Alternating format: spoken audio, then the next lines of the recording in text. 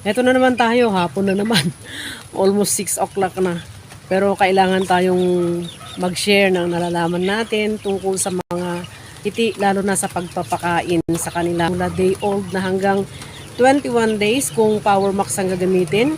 At 28 days naman kung Integra 1000 ang gagamitin. Itong mga manok ko, tapos na sila sa Chick Booster. At yung Power Max nga ang ginamit ko sa kanila. Ngayon ay nasa Integra 2000 na sila. Pero para doon sa kapakanan ng mga bagong native chicken raisers, no? Yung mga bagong poultry farmer. Lalo na sa backyard.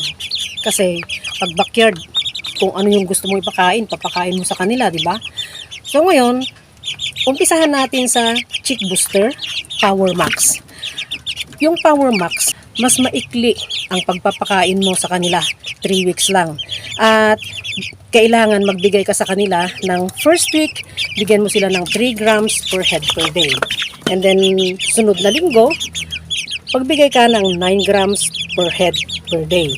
At yung last na week na pakakainin mo sila ng Power Max, 15 grams per head per day.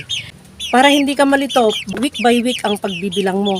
Kasi kung day old to 7 days and then 8 days to 14 days, mga ganon. So mahirap i-memorize. Kaya week by week.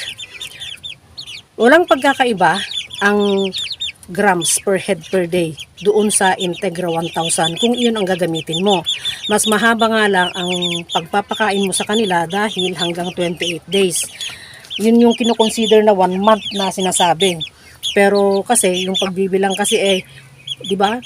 Day by day ang pagbibilang. Pero ako, week by week para hindi ako malito. Pagka nag 3 weeks na sila, kung Integra 1000 ang ginamit mo, so nandun na sila si 15 grams per head per day, di ba? Mag-extend ka ng 1 week hanggang 28 days na 20 grams per head per day. Yun ay sa Integra 1000. Pero yung 2 araw, transition period nila yon para doon sa Integra 2000. Para hindi sila manibago sa pagkain nila. Parang ang mga ito. At tandaan mo na kahit native chicken ang alaga mo, huwag mong titipirin.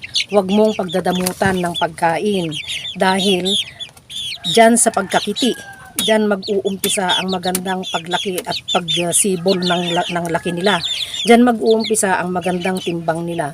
Kung magbibigay ka ng binlid, hahaluan mo yung feeds ng binlid, masisira yung pag-gain nila ng timbang.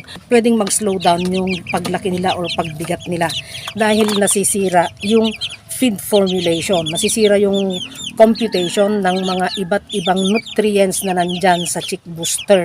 Kaya pure feeds lang ang pagpapakain mo. Dahil kung iisipin mo na mahal ang feeds, mahal yung Power Max na sinasabi mo. Kasi talaga, mahal talaga yung Power Max. 50 pesos per kilo yon, di ba?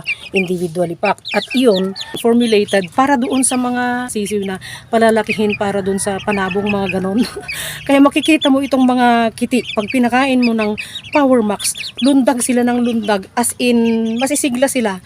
Kilos sila ng kilos. Hindi mo makikita na may lulugo-lugo. Kasi masisigla sila dahil yung Power Max, 22% ang crude protein niya. Sa bagay, masisigla din yung mga Integra 1000 pakakainin mo ng ganon, no? Mas mababa nga lang ang crude protein na nandun, 21.5%. Yun lang ang pagkakaiba naman nila. Pero parehong maganda ang resulta para doon sa mga kiti. At iisang company ang gumagawa niyan. At yan lang ang ginagamit ko kasi nakikita ko na ang result ng pag-aalaga ko maganda kasi masasaya ang mga kiti. Hanggang sa paglaki, mabilis silang lumaki at bumigat. So hanggang dito na lang. Sana may natutunan na naman kayo dito sa video ito. At huwag kalimutang mag-like, mag-subscribe, at pakihit na rin ang notification bell, no? Thank you sa lahat ng old and new subscribers ko.